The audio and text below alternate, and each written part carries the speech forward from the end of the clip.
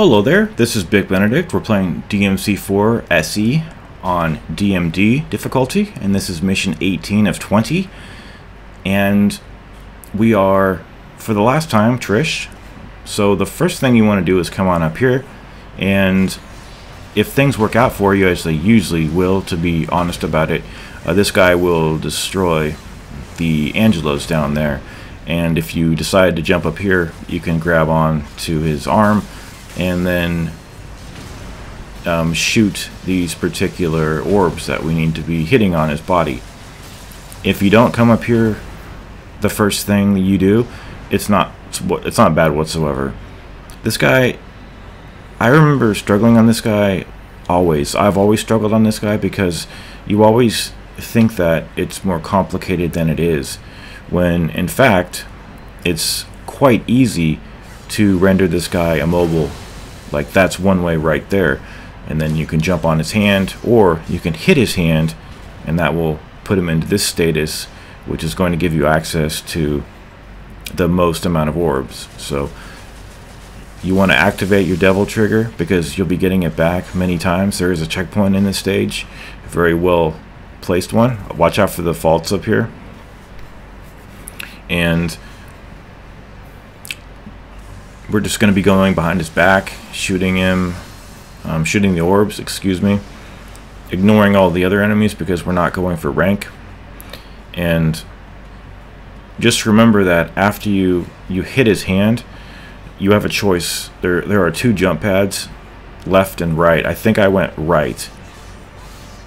So there won't be time enough to do it now, but the next time we hit him and he turns into just a mass of statuary here for us to hit, we're gonna go left because we've already hit the ones to the left. In fact, I think we are going left right now, but we're bypassing that first area. Yeah, here we go. So we're back to square one now, and we're gonna have to hit him. He does massive damage, this guy does. I died many times over here, and it's just one of those things where this sometimes can take a long time, and when it eats up a lot of footage, not only is that kind of bad just for time's sake. Here we go, we're gonna go left. So you want to use this jump pad to come on up here, and there are a couple of faults up here, so watch out for I think one fault. If not, if there aren't any faults, that's actually good news. But you see how many hits it takes with the standard handguns here? You almost have to use the devil trigger. Otherwise, you're just going to see how long it takes. I wish there was a little bit more of a middle ground for it, actually. And of course, you can use the Pandora if you want to. But I just like the speed of the handguns. There's that fault. I wish they ate the enemies. That would be nice. But they kind of discriminate against the protagonists, if I have to be frank about it. Okay, so if you get hit, it's not the end of the world. Plus, the faults can give you a little bit of a revive in the form of those drops right there. But I think it's only one square, maybe 1.5. But anyway, so at this point, he's going to start throwing the devil trigger meteors at you. It's actually easier to hit them if you have the devil trigger activated, and you might think that that's wasteful, but it isn't, in view of the fact that you're going to be getting devil trigger back the instant you shatter them. And also watch out for the other rocks that he throws after that. So this is the first checkpoint right here. So once you've done X amount of damage, you're going to come on over here and start going on these jump pads here into this region. And once you get over to, like, right over here, he's going to do another flash attack. However, you can stand right over here. I think I'm going to call his bluff. See, you can call his bluff because he doesn't extend it all the way over to the right, that attack. So if I were you, what I would do, you can deal more damage with that thing if you use it with the devil trigger already activated. So use the laser and already have the devil trigger activated, or use it and then instantly activate the DT.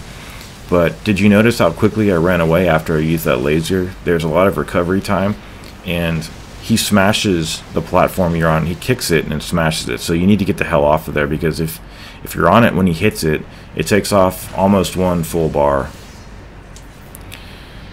And your next goal here should just be to hit him, because he goes into this slumped posture, and it may be possible to do this in one session, but I just haven't been able to. So you want to attack this as ferociously as possible, and after a time it's going to go back to the status quo over here. And we're kind of just baiting him. We're kind of waiting for him to do his karate chops at the platforms, but it's quite hard to hit this guy. So what you can do is you can identify like the angles and the planes that he hits his hand. Like sometimes he'll hit his hand at such a direction where if you stand on the very corner of it, you have access to it, and it generally doesn't hit you. So you might want to just take a couple of opportunities when you're running around just to note like the angles of his palm, like how far it extends over on the platform, so you know you can avoid taking damage, and then you could hit him.